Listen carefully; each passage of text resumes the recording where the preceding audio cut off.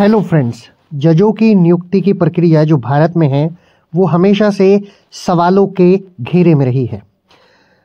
जो जजेस सिलेक्टिंग वाली जो कॉलेजियम व्यवस्था है उसको लेकर हमेशा से बहुत सारी आलोचनाएं तरह तरह के तरीके से लोग भारत में करते रहे हैं कि हाईकोर्ट में बड़े पैमानों पर जो जजों के सगे संबंधी हैं उनकी नियुक्तियां होती हैं और वही जज बाद में सुप्रीम कोर्ट में प्रमोशन होकर चले जाते हैं। तो अब सबसे पहले जब हमने बात की है कॉलेजियम प्रणाली की, हमने बात की है उन विवादों की कि जो खड़े होते हैं इन सब चीज़ों के लिए, तो सबसे पहले हम उस कॉलेजियम प्रणाली को ही समझ लेते हैं। देखिए, कॉलेजियम में सुप्रीम कोर्ट के मुख्य न्यायाधीश सहित सुप्रीम कोर्ट के 4 सीनियर जज होते हैं, यानी कुल मिलाकर 5 लोग होते हैं और यही 5 लोग मिलकर तय करते हैं कि हाई कोर्ट और सुप्रीम कोर्ट में कौन जज बनेगा। जिन्हें जज बनाना होता है, कॉलेजियम उन नामों को सरकार के पास भेज देता है। कॉलेजियम द्वारा भेजी गई सिफारिशों को सरकार एक बार ही लौटा सकती है।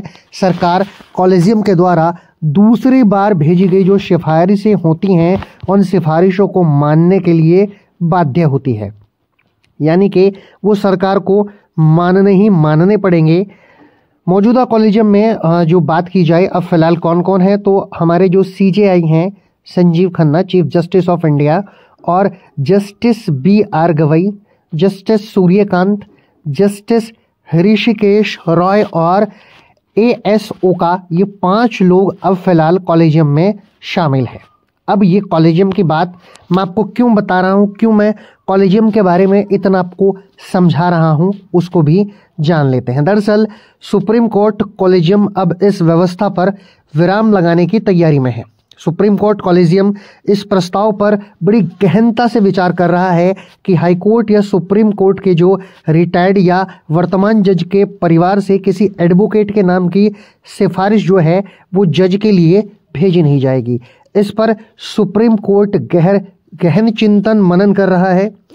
अब ये मामला जो था वो कॉलेजियम मीटिंग में उठा था। सूत्रों से एक मीडिया रिपोर्ट की माने तो कॉलेजियम मीटिंग के दौरान कॉलेजियम के एक मेंबर ने विचार रखा कि लोगों में एक आम धारणा बन चुकी है कि फर्स्ट जनरेशन एडवोकेट, यानी जिनके परिवार से कोई जज नहीं रहा है, की अपेक्षा जजों के संबंधी एडवोकेट्स को लगातार वरीयता मिलती है और फर्स्ट जनरेशन एडवोकेट कम ही जज नहीं बन पाते, इसलिए जजों के फैमिली मेंबर्स के नाम की सिफारिश पर रोक होनी चाहिए।